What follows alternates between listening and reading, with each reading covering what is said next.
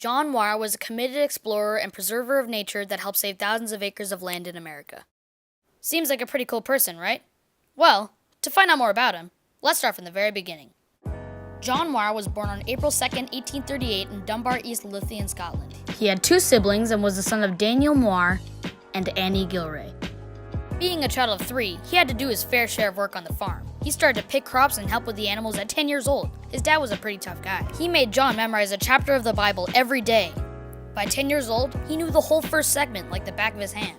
But even though he was stuck in his family, he somehow had time to make inventions, like a wooden alarm clock that woke him up every morning.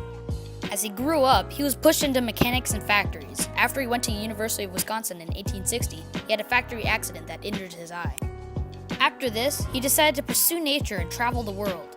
He married Louis Wanda Strenzel and used his money to conserve nature. He bought a home in Yosemite, California because he thought it was a beautiful place. But as he arrived, there was urbanization where forests should be. Redwoods were being cut down for housing, sheep were roaming wild and eating the vegetation, and animals like rare alligators were going extinct. He needed to fix this, and he did it by helping to create national parks with important people like Theodore Roosevelt. John Muir and Roosevelt were already mutual friends for quite some time, so they decided to go on a camping trip for old time's sake. They would travel to various places to see how they had changed after years of not seeing them. They camped in places like Medipasa Grove, Sentinel Dome, Britavale Meadow, and various mountains. On this trip, they both realized that they had the same love of nature as each other, and they decided to put it to work. After a bit of talking, the conversation quickly turned to national parks. But what Muir didn't know was that Roosevelt was already planning on building on this idea.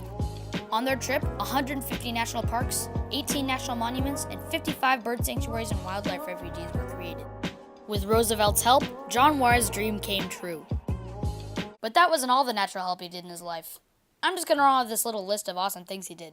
He traveled from the Midwest to Mexico on foot just to see its wonders. He founded the Sierra Club, a club for protecting and preserving nature.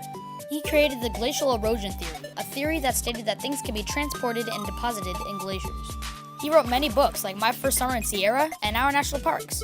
And as a side note, he created a well-known journal called The 1,000-Mile Walk, but that's not important. What's important is that he cared about nature, and he was willing to protect it at any cost. Well, maybe not his life, but any other cost. And we need more people like that.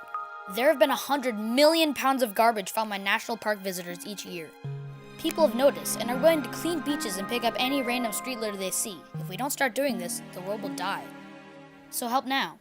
Remember to always recycle, pick up litter, and do pretty much anything else to help the environment. And I know that most people watching this will probably push it off and not do any of the things I'm talking about because It's just one piece of trash, not gonna do anything.